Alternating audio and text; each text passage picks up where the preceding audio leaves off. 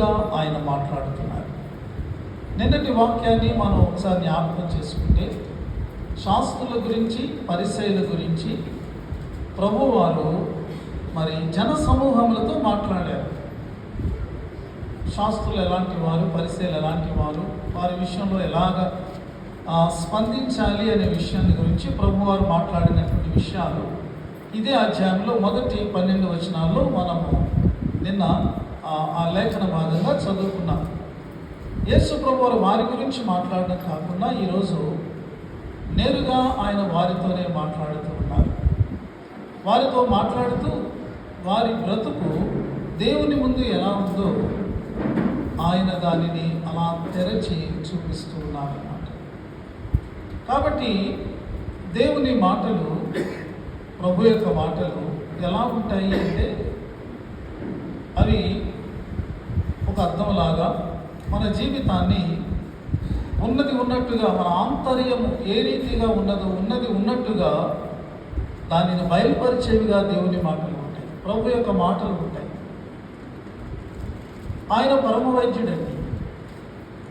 పరమ వైద్యుని దగ్గరికి మనం వెళ్ళినప్పుడు మన అంతరంగ ఆరోగ్య స్థితి ఎలా ఉందో ఆయన దాన్ని చాలా చక్కగా చెప్పగలరు.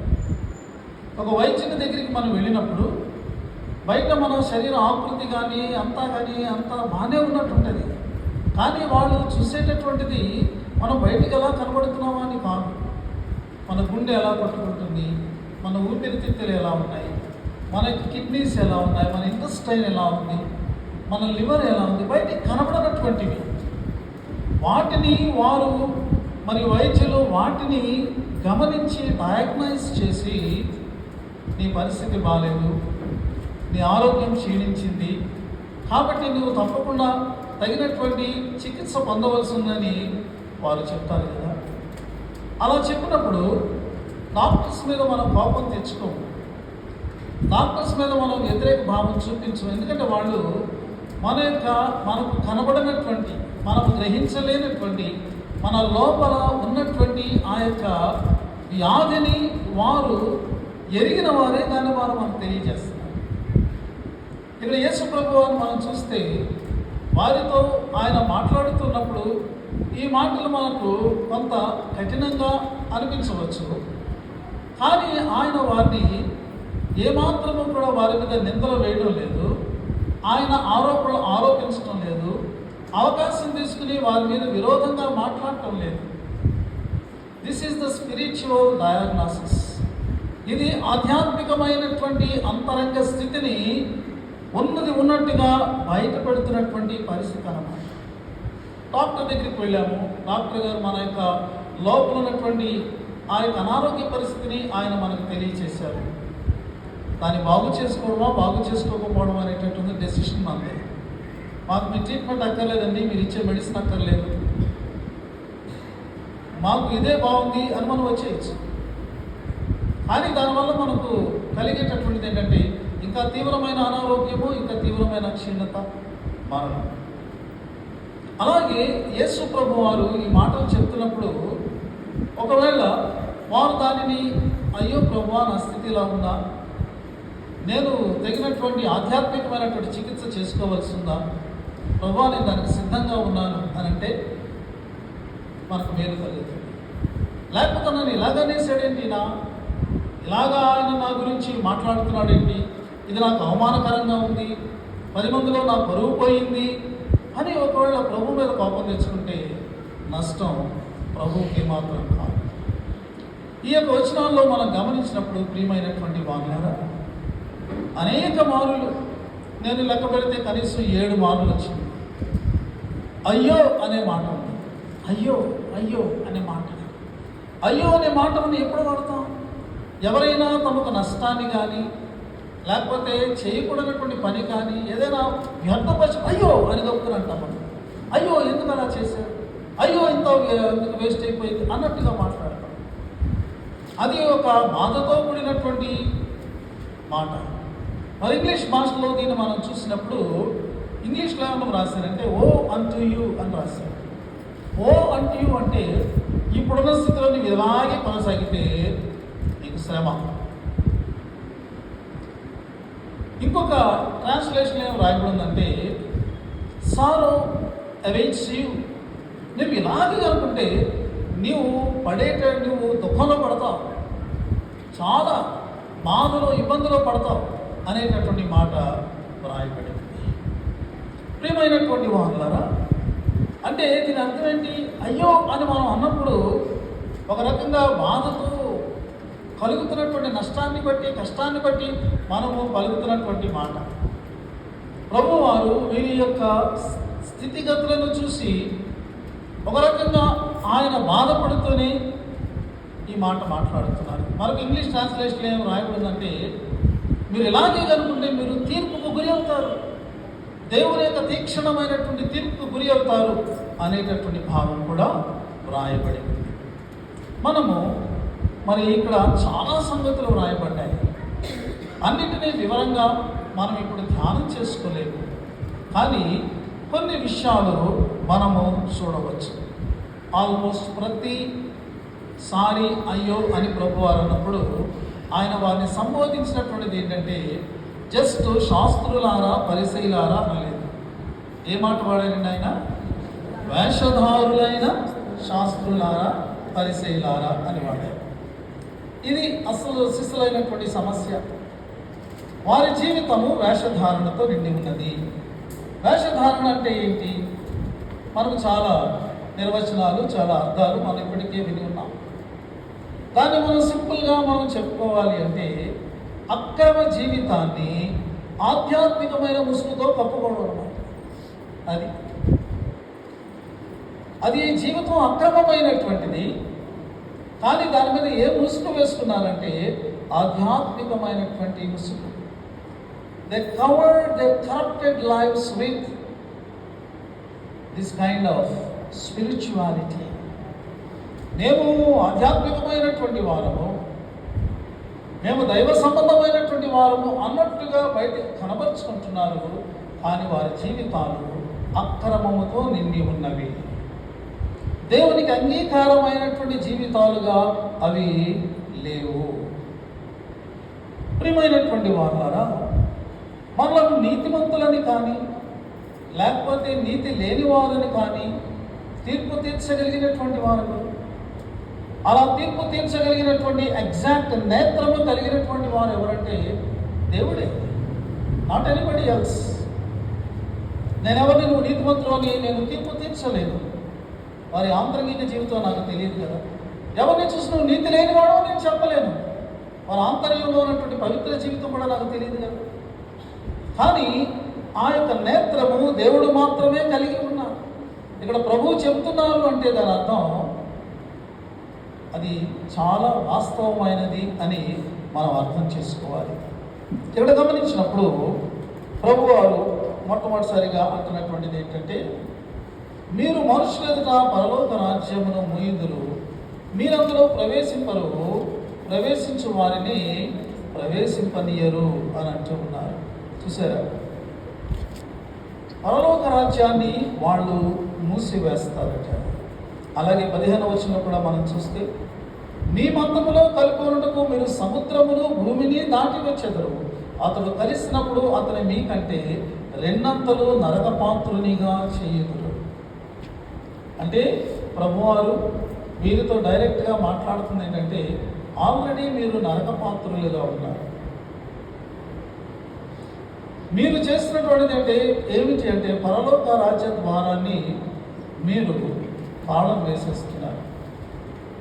మరి మీరు ప్రవేశించరు, ఇతన్ని ప్రవేశింపనీయరు. అంతేకాదు మీరు మీ మతంలో కలుపుకోవడానికి సముద్రం దాటి ఎక్కడెక్కడికో వెళ్ళి మరి మీరు భూమిని చుట్టి వస్తారు.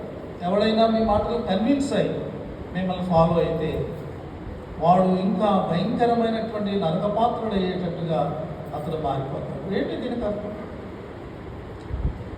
ఆ కాలంలో ఈ రబ్బీలు కానీ ఈ మత బోధకులు కానీ వారు ఒక తాళం చెవిని పెట్టుకు తిరిగేవాడు.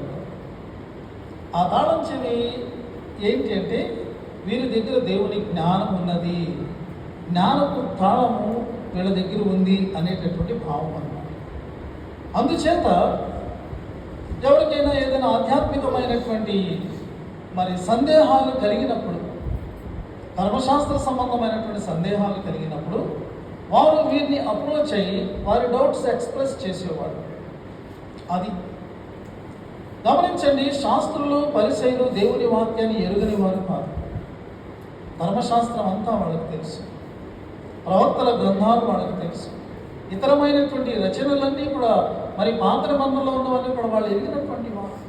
ప్రభు ఈ మాటలను వాక్యం ఎరుగనటువంటి వారితో కానీ లేకపోతే దైవికమైనటువంటి విషయాలు తెలియని వారితో కానీ ఈ మాటలు అంటాం లేదంట. అన్నీ క్షుణ్ణంగా మాకు తెలుసు, మేము వాటిని చెప్పగలిగినటువంటి స్థాయిలో ఉన్నాము అని అనుకునే వారిని ప్రభువారు ఈ మాటలతో ఆయన వారిని మరి హెచ్చరిస్తూ ఉన్నట్టు మనం చూస్తాం. వీళ్ళు ఏం చేస్తున్నారు అంటే దేవుని జ్ఞానము అని చెప్పబడేటటువంటి దేవుని యొక్క వాక్యాన్ని దేవుడు ఉద్దేశించినట్టుగా చెప్పకుండా వారు తమకు సొంత వ్యాఖ్యానాలు కలిపి తమ సొంత వ్యాఖ్యానాలకు ప్రధాన స్థానం ఇచ్చి దేవుని వాక్యాన్ని తగ్గించి చెప్పడం మొదలుపెట్టారు. దేవుని వాక్యమే కదా, కొంచెం దేవుని వాక్యం నుంచి మనం కొంచెం డైవర్ట్ అయినా సరే మనము తప్పు మార్గంలోకి వెళ్ళిపోతాం. సర్పము మోసం అదే కదా, ఇది నిజమా అంటాడంతే. కొంచెం మనము ఇది కరెక్టే అనుకుంటాం, జస్ట్ ఇలా మనం డైవర్ట్ అయ్యామనుకోండి, ఇలా ఇక్కడికి చేరుకోవాల్సిన మనం కొంచెం డైరెక్షన్ తిరిగేటట్టుకి మనం ఎక్కడికో చేరుకుంటాం. అలాగున వీరు ఏం చేస్తున్నారు అంటే తమ యొక్క సొంత వ్యాఖ్యానం, సొంత ఇంటర్ప్రిటేషన్ వాళ్ళు కలుపుతున్నారు. యేసు ప్రభు అని ఎన్నోసార్లు నీవు విశ్రాంతి దినాన్ని ఆచరించడం లేదని, లేకపోతే చేతులు కడుక్కుని శిష్యులు తినటం లేదని, ఎన్నెన్ని విషయాల్లో వాళ్ళు యేసు ప్రభువారిని ధర్మశాస్త్రాన్ని ఆధారం చేసుకుని తప్పు పట్టబోయారు. ప్రభువారు వారు తప్పు పట్టినప్పుడల్లా కూడా ఆయన చెప్పింది ఏంటంటే, మీరు ఎగ్జాక్ట్ ధర్మశాస్త్రం చెప్పట్లేదు, దాని మీద మీకు సొంత వ్యాఖ్యానాలు చెప్తున్నారు. మీ సొంత వ్యాఖ్యానాలు దేవుని వాక్యం కాదు. Your own interpretation is not the word of God. దాన్ని అనుసరిస్తే మరి ప్రజల జీవితాలు భారమైపోతాయి. అందుచేత వీరు తమ సొంత ఆలోచనలను, తమ సొంత వ్యాఖ్యానాలను ఆధారం చేస్తున్నారు కాబట్టి వీళ్ళు దేవుని రాజ్యంలో ప్రవేశించారు. అంతేకాదు, వీళ్ళు ఫాలో అయ్యే వారిని కూడా వాళ్ళు అడ్డగిస్తారు. ఇది దేవుని ఎదుట ఎంత ఘోరమైనటువంటిది. నువ్వు ప్రవేశించకపోయావు, ఇంకోళ్ళు కూడా నువ్వు వెళ్ళనివ్వట్లేదు. ఇంకోళ్ళు కూడా కొన్ని ఆత్మలు దేవుని రాజ్యంలోనికి వెళ్లకుండా దానికి కారణమవుతుంది. క్రైస్తవమైనటువంటి మనం అనేక మందిని దేవుని రాజ్యంలోకి తేవాలి కదా, అనేక మందిని దేవునికి బిడ్డలుగా చేయాలి కదా, అనేక మందికి రక్షణ అందునట్లు వారు ఆ రక్షకుని తెలుసుకున్నట్లు కదా మన యొక్క పిలుపు. కానీ ఇక్కడ వీళ్ళు చూడండి, వీళ్ళు అందులో లేరు. మిగిలినటువంటి వాళ్ళు ఎవరైనా ప్రవేశించాలనుకున్నా వీళ్ళ తప్పు బోధల చేత వాళ్ళు అడ్డగించేస్తారు. మొదటి శతాబ్ద కాలం అంటే ఈ యొక్క దేవాలయం పతనమయ్యే వరకు ఉన్నటువంటి కాలంలో ఉండండి, యూదులు చాలా ఎక్కువ మిషనరీ మూవ్మెంట్ చేశారండి. చరిత్ర తెలియజేస్తుంది. అంటే ఎక్కడికి వెళ్ళినా వాళ్ళు యెహోవా దేవుడి గురించి చెప్పడం మొదలుపెట్టారు. అది బాగానే ఉంది. అందుకనే ప్రభువారు అంటున్నారు, సముద్రమును భూమిని చుట్టూ వచ్చేదరు ఒకరు మీ మతంలో కలుపుకోవడానికి. అయితే వారి ప్రయాసంతా ఏమైంది అంటే మతాంతీకరణ అయింది తప్ప రూపాంతరీకరణ జరగలేదు. There is so much difference between these two things. రూపాంతరీకరణ అంటే ఒక వ్యక్తి యొక్క జీవితం దేవుని యొక్క ప్రకారంగా అది రూపాంతరము చెందడం, నూతనపరచబడటం. మతాంతీకరణ అంటే ఏంటి? ఇప్పటివరకు చేసాడు, ఇది మానేసి కూడా చేస్తున్నాడు అంతే. ఇప్పుడు ఒక మతానికి సంబంధించిన ఆచారాలు చేశాడు, ఇంకో మత ఆచారాలు మొదలుపెట్టాడు అంతే. దర్శనం క్రైస్తవ్యం అనేటటువంటిది మతాంతీకరణ కాదు. ఎందుకంటే క్రైస్తవ్యమే మతం కాదు, క్రైస్తవ్యం మార్గం అని దైవ గ్రంథం తెలియజేస్తుంది. It is the way. We follow the one who claimed himself as the way. నేను మార్గము అని చెప్పుకొనినటువంటి వారిని వెంబడించేటటువంటి మార్గము క్రైస్తవ్యం. కాబట్టి క్రైస్తవ్యం అంటే అది ఒక ఆచారాల సముదాయం, ఆచారాలను ఆచరించే జీవితం కాదు. ఒక వ్యక్తితో అది సంబంధ బాంధవ్యం. It is not a religion, it is a relationship అని మనము చాలాసార్లు విన్నాము. వీళ్ళు just they are converting the people into their religion. మతం మారడం వల్ల ఏ వ్యక్తి కూడా పరలోకానికి వెళ్ళడు. నరకపాత్రుడిగానే మిగిలిపోతాడు. అందుకని ప్రభు వారు వారిని వేషధారుల ద్వారా పరలోకానికి తీసుకెళ్లే వాళ్ళ కనబడుతున్నారు. వీళ్ళు తీరా వీళ్ళు వెంబడిస్తే వాళ్ళతో పాటు వెంబడించిన వాళ్ళు కూడా నరకానికి వెళ్ళేటటువంటి వారుగా ఉన్నారు. తర్వాత మనం గమనిస్తే వీళ్ళు 16 నుంచి 22 వరకు కూడా ఒట్టు పెట్టుకునేటటువంటి విషయం ఇక్కడ వ్రాయబడింది. దేవాలయం తోడును ఒట్టు పెట్టుకుంటే అందులో ఏమీ లేదు, కానీ దేవాలయంలోని బంగారం తోడును ఒట్టు పెట్టుకుంటే అది దేవుని ముందు కౌంట్ అవుతుందని వీళ్ళు చెప్తున్నారు. అలాగే బలిపీఠం మీ తోడున కూడా ఒట్టు పెట్టుకుంటే బలిపీఠం కాదు, దాని మీద ఉండేటటువంటి అర్పణ అయితే కౌంట్ అవుతుందని వీళ్ళు చెప్తున్నారు. అలాగే మరి ఆకాశం తోడని ఒట్టు పెట్టుకుంటే అదే ఆకాశము తోడని ఒట్టు పెట్టుకున్నవాడు అంటే ఇక్కడ ఆకాశం తోడని ఒట్టు పెట్టుకుంటున్నారు. చాలాసార్లు చిన్నప్పుడు ఒట్టు అని మనం చెప్పుకుంటాం, కానీ బైబిల్ గ్రంథంలో అది వ్రాయబడింది ఓత్ అనేటటువంటి మాట. ప్రభు వారు ఏమంటున్నారంటే మీరు తెచ్చే అర్పణకు చాలా ఇంపార్టెన్స్ ఇస్తున్నారు, కానీ అది దేవాలయంలో తీసుకొని రాబడినప్పుడు, అది దేవుని ముందు పెట్టబడినప్పుడు అది ప్రతిష్ఠితం అవడానికి గల కారణం ఏంటి? ప్రతిష్ఠితం అంటే దేవునికి అంగీకారితమైనటువంటిదిగా మారడానికి కారణం ఏంటి?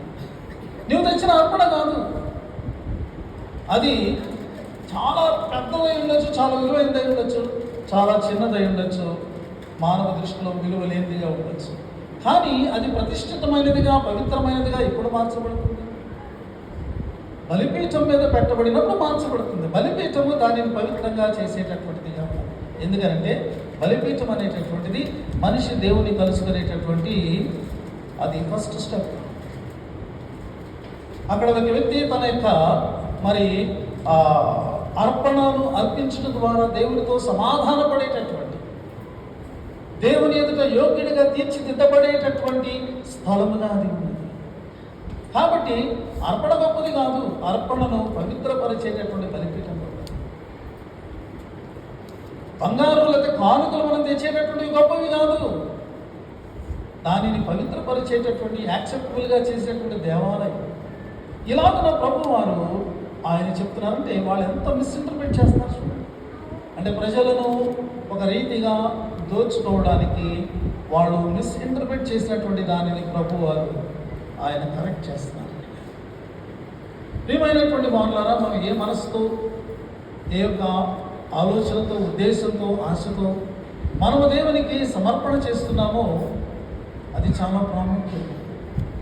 ఇక్కడ మనము ఆ యొక్క చంద పళ్ళెంలో మనము వేస్తూ అందరూ నన్ను వేస్తుంది చూడాలి, వాళ్ళ మనస్సులో నా గురించి గొప్ప దాత, లేకపోతే గొప్ప అర్పకుడు, లేకపోతే అర్పించేటటువంటి సహోదరి అని అనుకోవాలి అని ఒకళ్ళ మనసులో ఏ మూలనైనా మనం ఆలోచన చేస్తే అది పరిశుద్ధపరచబడదు, దేవుని చేత అంగీకరించబడదని మనం తెలుసు.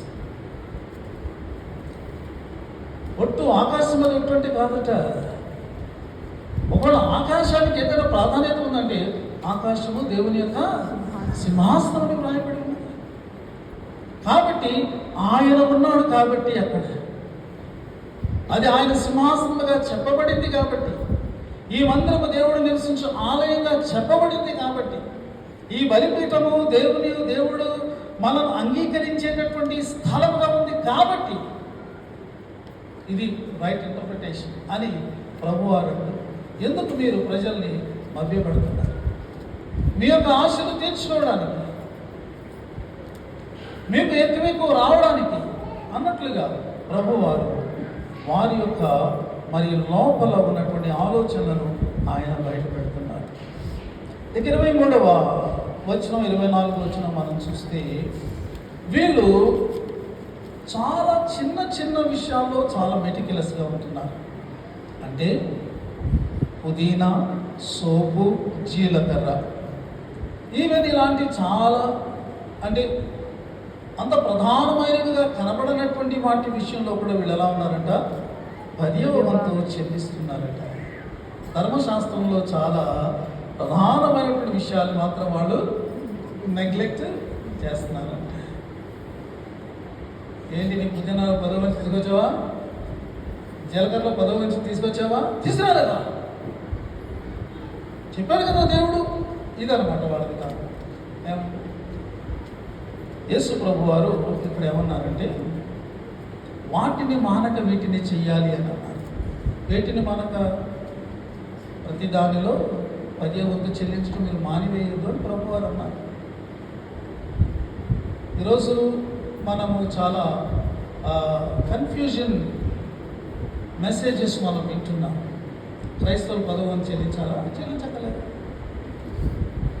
కొత్త నిబంధనలు మనకి ఎక్కడా లేదు కదా. ప్రియమైనటువంటి వాళ్ళ మన యొక్క గివింగ్ అనేటటువంటిది ఎక్కడ స్టార్ట్ అవుతుందంటే 10వ వంతు దగ్గర స్టార్ట్ అవుతుంది. పాత నిబంధనలో ఉంది, మలాకి గ్రంథంలో ఉంది, మనకు తెలుసు. అక్కడ స్టార్ట్ అయ్యి ఆ 10% నుంచి అది ఆ పర్సంటేజ్ పెరుగుతూ వెళ్ళవలసినటువంటిదిగా ఉందన్నమాట. ఇది మనం గుర్తుపెట్టుకోవాలి. చాలామంది దేవునికి 10% ఇవ్వని క్రైస్తవులు ఉన్నారు. వాళ్ళ రీజన్స్ వాళ్ళకు ఉన్నాయి, వాళ్ళకి ఇంటర్ప్రిటేషన్స్ వాళ్ళకు ఉన్నాయి. కానీ ఇక్కడ ప్రభు వారు అన్నారు, వాటిని మానక అట్లీస్ట్ యు డూ ఇట్. దేవుని మీద ప్రేమ, కృతజ్ఞతాభావం నీకు పెరిగే కొద్దీ కూడా నీవు అక్కడ ఆగిపోలేవు. కొత్త నిబంధనలో ఏంటంటే నీ శక్తి కొలతీయమన్నాడు. ఇప్పుడు పాత నిబంధనది కష్టమైందా, కొత్త నిబంధన కష్టమైందా చూడండి. నీ శక్తి కొలతీయమన్నాడు, నీవు సంపాదించిన కొలతీయమన్నాడు కొత్త నిబంధనలో. పాత నిబంధన తేలిగ్గా ఉందా, కొత్త నిబంధన తేలిగ్గా ఉంది. కొత్త నిబంధనలో చెప్పలేదు కదా 10% అని. ఆయన ఏం చెప్పాడు, ఎంత మీరు సంపాదిస్తే మీ శక్తి కొలతీయమని అన్నాడు. ఇప్పుడు మనం ఎంత ఇవ్వాల్సి వస్తుంది ఆలోచించారు. దయచేసి ఇలాంటి విషయాల్లో మనం మోసగించుకోవాలి. నీకు దేవుని ఎడల ప్రేమ ఉంటే, భక్తి ఉంటే, విశ్వాసం ఉంటే కనీసం ఇక్కడ నుంచైనా నువ్వు ప్రారంభించాలి. 10% దగ్గర నుంచైనా నువ్వు ప్రారంభించాలి. 10% అని నేను మీకు గంటాపరంగా చెప్పలే. ప్రభు గారు వాటిని మానక వీటిని చేయాలన్నారు కదా. ఆయన 10% కొట్టివేయలేదుగా. అయితే ఇక్కడ పుదీనా లేకపోతే జీలకర్ర, సోపు, ఆ విషయాల్లో చాలా సీరియస్గా ఉంటున్నారు. చిన్న చిన్న విషయాలు, కానీ ప్రధానమైనటువంటి ఆజ్ఞల విషయంలో మరి అంత ఎందుకు సీరియస్గా ఉండలేదు? ప్రధానమైనటువంటివి ఏంటి ధర్మశాస్త్రంలో? న్యాయమును, కనికరమును, విశ్వాసం. These are the major parts we have to follow from the law. అందరితో నీవు కనికరం కలిగి వ్యవహరిస్తున్నావా?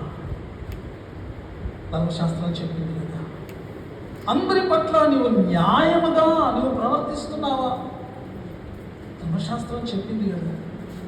నీవు విశ్వాసయోగ్యమైనటువంటి వ్యక్తిగా నీవు ఉండగలుగుతున్నావా? ధర్మశాస్త్రం చెప్పింది కదా. వీటిని పాటించడం చాలా ఇంపార్టెంట్. 10% ఇవ్వడం దీని ముందు చాలా తేలికైనటువంటి విషయం. అయితే మీరేం చేస్తారంటే ఈ యొక్క 10% చూస్తున్నారు. మీరు వాటిని ఫాలో అవ్వడం లేదు. వాటిని ఫాలో అవ్వమని ప్రజలకు కూడా మీరు ఆ యొక్క ముఖ్య బోధన చెప్పడం లేదు. ప్రజలారా, మనం న్యాయంగా ఉండాలి, మనం కనికరాన్ని చూపించాలి, మనం విశ్వాసం కలిగి విశ్వాసయోగ్యంగా జీవించాలి అనేది మీరు స్ట్రెస్ చేయడం లేదు. దాన్ని మీరు వదిలిపెట్టేశారు. మీరు ఫాలో అవ్వడం లేదు. మీ ప్రజల్ని మీరు ఫాలో అయ్యేటట్టు మీరు వారిని బోధించడం లేదు. మీరు ఏం చేస్తున్నారంటే ఏమి మీకు అనుకూలమున్నాయి తీసుకుంటున్నారు. మీరు ఇదిగో వారు భుజించేటప్పుడు పవిత్రమైనవి అపవిత్రమైనవి ఉన్నాయి కదా. దోమ అనేటటువంటిది లేదు, కానీ అది అపవిత్రమైన దాని కింద లెక్క. వాళ్ళు ద్రాక్షారసాన్ని తాగేటప్పుడు ఏం చేస్తారంట, ఒక ఫిల్టర్ పెట్టుకుంటారు, టీ ఫిల్టర్ పెట్టుకుంటాం కదా, ఏమన్నా దోమలు నిలబడిపోయినాయేమో, మళ్ళీ మనం తాగే గ్లాసులోకి వచ్చేస్తేమో అని ఫిల్టర్ పెట్టుకుని చిన్న చిన్న దోమలు ఏది చిన్నది కూడా లోపలికి వెళ్ళకుండా చాలా జాగ్రత్తగా దాన్ని ఫిల్టర్ చేసుకుని తాగుతారు. కానీ వాళ్ళ జీవితాలు ఎలా ఉందంటే వెనకాల ఒంట్లు మింగేస్తారంట. ఏమండి, ఒక ఆయన రాస్తాడు, ప్రభు వారికి చెప్తున్నప్పుడు అది చాలా ఇట్స్ లైక్ హ్యూమరస్ థింగ్. అక్కడ ఉన్నవాళ్ళకి ఒకసారి నవ్వు చెప్పచ్చు. ఎందుకంటే మీరు చిన్ని దాంట్లో ఎంత చిన్న సైజులో ఉన్నటువంటి దోమ విషయంలో అంత కేర్ఫుల్గా ఉన్నారే, మరి ఒంటి విషయంలో ఎందుకు అంత కేర్లెస్గా ఉంటున్నారు? మన వ్యక్తిగత జీవితాలు మన దేవుని అర్థంలో చూసుకునేటటువంటి అవకాశం దేవుడు మనకి ఇస్తున్నాడు.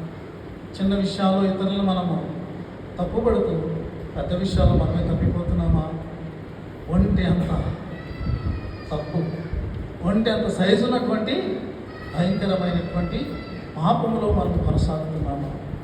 25-26 వచనాలు మొదలెడతారు. ప్రభు వారు అంటున్నారు, మీరు గిన్నెయు పళ్ళెమును వెలుపట శుద్ధి చేదురు కానీ అవి లోపల దోపుతో అజితేంద్రియత్వముతో నిండి ఉన్నవి. ప్రియమైనటువంటి వాళ్ళ ఈరోజు టాపిక్ ఏంటంటే బాహ్యశుద్ధి. అంటే బాహ్యశుద్ధి కలిగి ఉండండి అని కాదు దాని అర్థం. బాహ్యశుద్ధిని మాత్రమే కలిగి ఉండకండి, బాహ్యశుద్ధికి మాత్రమే ప్రాధాన్యత ఇవ్వకండి. ఏమంటే స్త్రీలందరికీ కూడా తెలుసు, కొంతమంది పురుషులకు కూడా తెలుసు, అంటే గిన్నెలు కడిగేవారు. మనం గిన్నె బయట సూపర్గా తలతలాడేటట్టుగా మనం విమ్మో లేకపోతే ఇంకోటి ఏదో తోమేసి లోపల ఏం తోకుండా ఆడ పెట్టామనుకోండి, ఏమవుతుంది పరిస్థితి? మనం తినే పదార్థం గిన్నె వెలుపల నుంచి మనం తింటామా, గిన్నె లోపల వేసుకుని తింటామా? కదా, బయట కొంచెం అంత కొద్దిగా లోపల అంత క్లీన్లీగా లేకపోయినా కొంచెం పర్లేదు, కానీ లోపల మాత్రం పర్ఫెక్ట్ క్లీన్లీనెస్ అనేది ఉంటుంది. ఎందుకంటే ఆ పదార్థాన్ని మనం లోపలే వేసి మనం వండుతాం, లేకపోతే ఆ పదార్థాన్ని గిన్నెలోనే వేసుకుని మనం దాన్ని రుచిస్తాం. మన లోనికి వెళ్ళేటటువంటిది గిన్నె లోపల నుంచి వస్తుంది. ఒకవేళ బాహ్య శుద్ధికి ప్రాధాన్యత ఇస్తే ఏమవుతుంది? ఆ గిన్నెలో కడగకుండా అది లోపలంతా దోపుతో అజితేంద్రియంతో, ఇది చాలా పెద్ద మాట. 2-3 రోజులు ఆ గిన్నెలో ఉన్న అన్న కూర అలాగే వచ్చేసి 2-3 రోజుల తర్వాత వెళ్ళి చూడండి, అంత భయంకరంగా ఉంటుంది. దాని స్మెల్ కానీ ఆ లోపల ఉండే పదార్థం చెడిపోయినటువంటి స్థితి కానీ చాలా భయంకరం. అప్పుడు ఎవరైనా అందులో ఇంకోటి వేసుకుని తింటే వెంటనే ఇంటెన్సివ్ కేర్ యూనిట్ హాస్పిటల్కి వెళ్ళిపోవాలి. అంత భయంకరమైనటువంటి రీతిగా అనారోగ్యం కలుగుతుంది. ప్రభు వారు అంటున్నారు, మీరు అవుట్ వర్డ్ నీతివంతులుగా కనపడడానికి మీరు ట్రై చేస్తున్నారు, కానీ మీ లోపల ఏముంది? ప్రభు వారు చెప్పినటువంటి మాటలు మనం జ్ఞాపకం చేసుకోవచ్చు. లోపల నుంచి వచ్చేదంతా కూడా హృదయంలో నుండి వచ్చేదే మనిషిని అపవిత్రపరుస్తుంది, లోపలికి వెళ్ళేటటువంటిది. కాబట్టి అంతరంగ శుద్ధి అనేటటువంటిది చాలా ప్రాముఖ్యమైనది. ప్రియమైన వాళ్ళగా ఇలా ఇంకా మనకు ఎన్నో ఉన్నాయి, మనం మాట్లాడుకోవచ్చు. మన వేషధారులో వలె ఉండదండి. మనం తప్పు చేసిన ఒకళ్ళు దేవుని మహాగుణం తల్లిపోయినా యథార్థమైన హృదయంతో దేవుని సన్నిధానానికి వచ్చి మనం పశ్చాత్తాపడండి, అది మనం చేయాలి. లేకుండా ఆ పాపాన్ని ఆ తప్పును మనం కప్పుకుంటూ వెళ్ళినట్లయితే ప్రభు వారు అన్నారు, సుంకరులను వేశ్యలను మీకంటే ముందుగా వెళ్ళాలి. ఎందుకంటే ఒక సుంకరు ఉన్నాడంటే ఎస్ నేను సుంకరు, నేను తప్పు చేస్తున్నానని ఒప్పుకుంటాడు. ఒక వేశ్య ఉన్నది అంటే జీవనోపాధి కోసం ఏం చేయమంటారు నన్ను, నేను అదే తప్పులో ఉన్నాను లేకపోతే అదే వృత్తిలో ఉన్నాను ఒప్పేసుకుంటుంది. కానీ వేషధారి తన తప్పును కప్పుకున్నటువంటి వాడు. ఈరోజు మన యొక్క ఉత్తర ప్రత్యుత్తర కీర్తనలో మనం గమనించినప్పుడు కీర్తనాకారుడు చాలా చక్కని మాట అక్కడ అన్నాడు. 32వ కీర్తనలో మనం చూస్తానండి, అక్కడ అన్నటువంటి మాట 5వ వచనంలో, నా దోషమును కప్పుకొనక నీ ఎదుట నా పాపమును ఒప్పుకుంటుంది, యెహోవా సన్నిధిని నా అతిక్రమమును ఒప్పుకొందును అనుకుంటుంది, నీవు నా పాప దోషమును పరిహరించు. వేషధారిగా ఆ పాప భారాన్ని మోసేదానికన్నా ఒప్పుకొని ప్రభు సన్నిధిలో పశ్చాత్తాపడి ఒప్పుకొని ఆ పాపం క్షమించబడి తేలిక జీవితాలు కలిగి ఉండడం ఎంత భాగ్యం కదా. కాబట్టి ఈ యొక్క రాత్రి సమయంలో ఈ వాక్యాన్ని మనం ముందుంచుకుందాం. మన శాస్త్రం కాదు, పరిశీలన కాదు, మనం ప్రభు సన్నిధిలో మంచిగా జీవించాలని మనం ఆశిస్తున్నాం. అయినను ఇంకా మనలో ఏదైనా లోపాలు ఉన్నాయేమో మనం దేవుని సన్నిధిలో వాటిని ఒప్పుకొని మరి దేవుని యొక్క క్షమాపణ కోరుకుంటూ ముందుకు కొనసాగుతాం. పరిశుద్ధాత్మ అలాంటి కృప మనకు మెండుగా అనుగ్రహించుకుందాం.